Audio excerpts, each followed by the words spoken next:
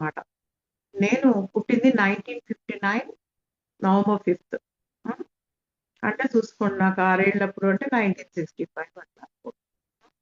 మరి ఆ రోజులలో 35, ఇది 25 60 ఏళ్ల క్రితం సంగతి చెప్తున్నా. అయితే ఇక నాకు ఎవరు నా పక్కన అటు నా చుట్టుపక్కల ఎవరైనా నన్ను గమనించారా? చూసి మా ఇంట్లో చెప్తారా? ఈ అమ్మాయి గాల్లోకి ఎగిరిందని అని చెప్పేసి భయమేసింది. చేస్తే మళ్ళా ఇంకేం వాతలు పెడతారు అని చెప్పేసి గబగబా ఇంటికొచ్చేసి మళ్ళా పడుకున్నా. మా అమ్మ అడిగింది.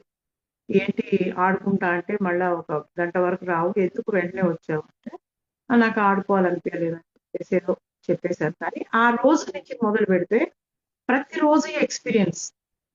నిద్ర పోదామని పడుకోగానే మళ్ళా గాలిలోకి లేచి అక్కడ పోయి, దిగి ఇయన్నీ కనిపిస్తా ఉంటాయి నాకు. ఇది నిజం కాదా? భ్రమ అయితే ఇన్ని సార్లు కనిపిస్తదా? అయితే నేను 2000లో పత్రి గారి దగ్గరికి రావడం జరిగింది.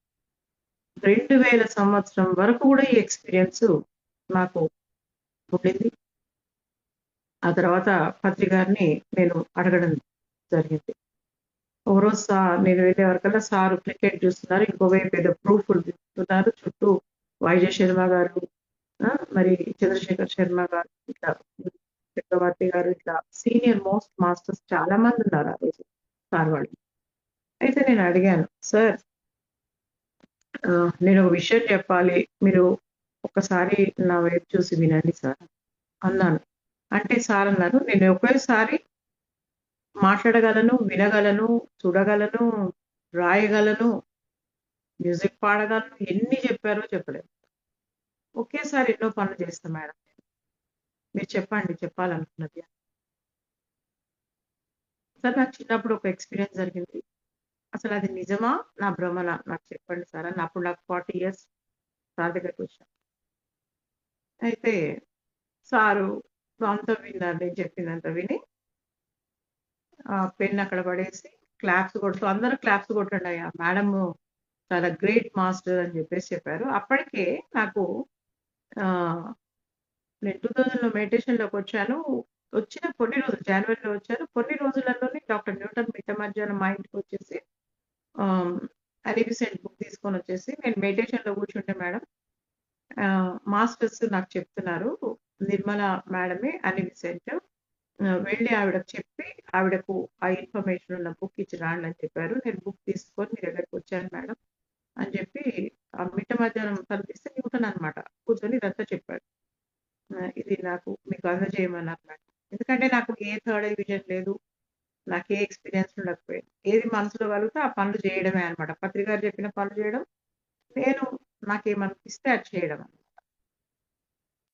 అయితే ఆ తర్వాత కర్నూలు నుంచి చంద్రశేఖర్ శర్మ గారు వచ్చినప్పుడు కూడా ఆయన అదే చెప్పారు. "బంగారు నువ్వెవర్రా?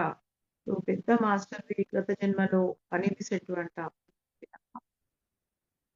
అయితే మా అమ్మాయిని నేను మెడిటేషన్‌లోకి తీసుకొచ్చాను. నేను అప్పటికే రెడ్డి ఉమెన్స్ కాలేజ్‌లో లెక్చరర్‌గా పొలిటికల్ సైన్స్ లెక్చరర్‌గా చేశాను. డిగ్రీ కాలేజ్‌లో. అది వదిలిపెట్టాను. తర్వాత కొన్ని ట్యూషన్స్ చెప్పేదాన్ని. ఆ ట్యూషన్ పిల్లలకందరికి కూడా నేర్పాను మెడిటేషన్. మా అమ్మాయికి కూడా నేర్పాను. ఆ పిల్లలతో కలిసి చేసేది. తనకెన్నో థర్డ్ ఎక్స్‌పీరియన్స్ వచ్చాయి. మా అమ్మాయిని కూర్చోబెట్టారు.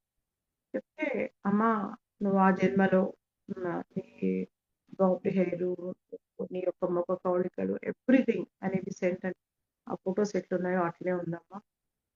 అని ఆవిడ ఖరారు. అయితే ఇదంతా నేనేమి సార్‌తో అనలేదు. కానీ నా ఎక్స్‌పీరియన్స్ చెప్తే సార్ అక్కడ అది కోరిలేట్ చేశారు. చేసి ఈమె గత జన్మలోనే ఆహ్, గ్రేట్ మాస్టర్ అయ్యా అనిపిసెంట్.